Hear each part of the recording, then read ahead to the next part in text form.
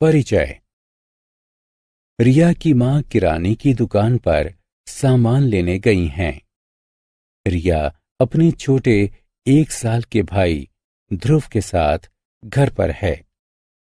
रिया अपना गृह कार्य करने में व्यस्त है। वह शरारती ध्रुव को चुपके से कमरे से बाहर जाते हुए नहीं देख पाती।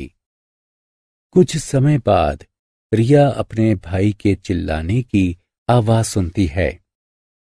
वह हड़बड़ाहट में अपने कमरे से बाहर आती है और देखती है कि रसोई में ध्रुव की उंगली से खून बह रहा है। वो ध्रुव को शांत करती है और उसकी उंगली को धोकर उस पर पट्टी बांध देती है। वो अपनी मां को फोन करके दुर्घटना के बारे में बताती है और उन्हें तुरंत घर वापस आने को कहती है। इस अध्याय में आप सुरक्षा के नियमों और प्राथमिक चिकित्सा के बारे में जानेंगे। आओ सीखें। निम्न के लिए सुरक्षा के नियमों की सूची बनाना। सड़क, बस, घर और स्कूल के लिए प्राथमिक चिकित्सा को परिभाषित करना। प्राथमिक चिकित्सा के लिए करने योग्य और ना करने योग्य बातों की सूची बनाना। सुरक्षा। जीवन अनमोल है। घर, स्कूल, खेल के मैदान या सड़क पर एक मामूली सी लापरवाही हमारे जीवन को हानि पहुंचा सकती है। कुछ साधारण सुरक्षा के नियमों को अपनाकर हम जीवन की सुरक्षा कर सकते हैं। सड़क पर सुरक्षा। जब हम यातायात के नियमों की अनदेखी करते हैं तो दुर्घटनाएं होती हैं। सड़कों पर सुरक्षित चलने के लिए यहाँ कुछ सुझाव दिए गए हैं। हमें हमेशा चलने के लिए फुटपाथ का उपयोग करना चाहिए।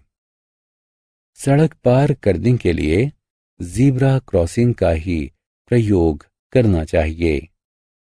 सड़क पार करते समय अपने से बड़ों की मदद लेनी चाहिए।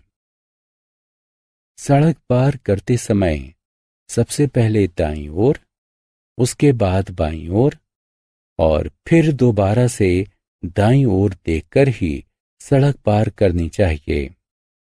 यातायात बत्ती। सड़क पर हमारी सुरक्षा के लिए यातायात संकेत होते हैं। हमें हमेशा उनका पालन करना चाहिए। सबसे ऊपर लाल बत्ती वाहनों को रुकने का संकेत देती है।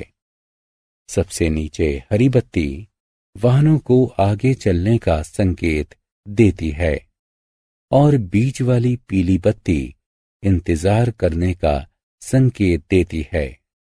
यातायात की बत्ती लाल होने पर ही पैदल वाले यात्रियों को सड़क पार करनी चाहिए।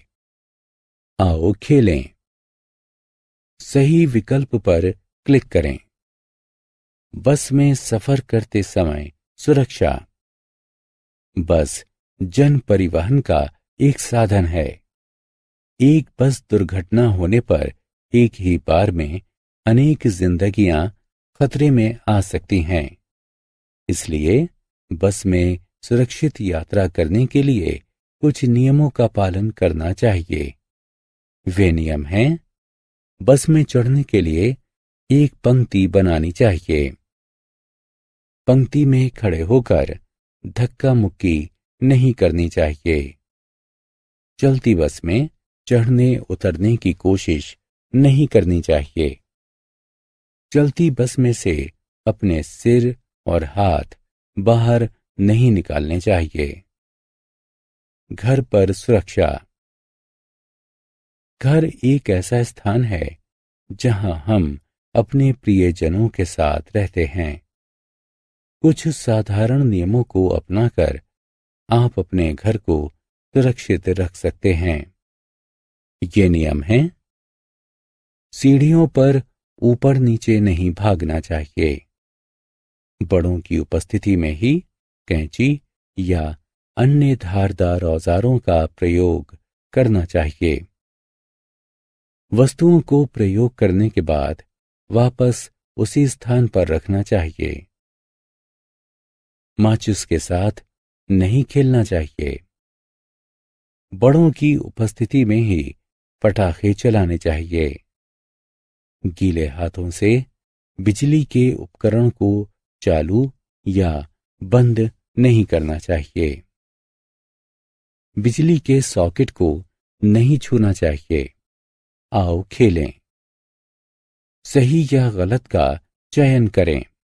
स्कूल में सुरक्षा। स्कूल वह स्थान है जहां हम पढ़ना, लिखना, खेलना, साझा करना तथा एक दूसरे का सहयोग करना सीखते हैं। हमें हमेशा स्कूल के नियमों का पालन करना चाहिए, अन्यथा कोई गंभीर दुर्घटना हो सकती है। स्कूल में सुरक्षित रखने के नियम निम्न हैं। मेज पर खड़ा नहीं होना चाहिए। कक्षा में चारों ओर नहीं दौड़ना चाहिए। दूसरों से झगड़ा नहीं करना चाहिए। प्रयोगशालाओं में नहीं जाना चाहिए। किसी भी चोट, झगड़ा या दुर्घटना के बारे में कक्षा के अध्यापक को सूचित करना चाहिए। प्राथमिक चिकित्सा। कभी कभी सावधानी बरतने के बावजूद भी दुर्घटनाएं हो ही जाती हैं।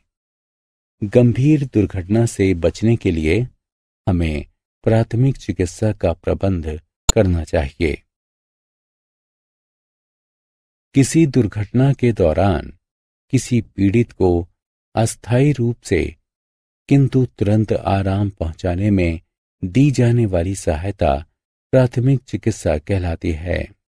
वह व्यक्ति जो प्राथमिक चिकित्सा देता है उसे चाहिए कि शांति रखें, खून वाले घाव को धोएं और उस पर पट्टी बांधें।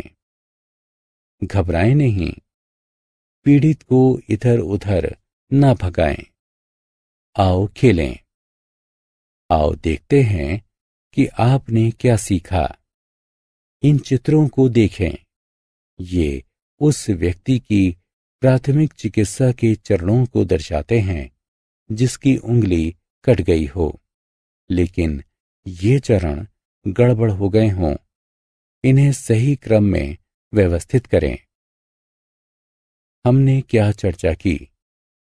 सुरक्षा के नियम हमारी सुरक्षा के लिए बनाए गए हैं।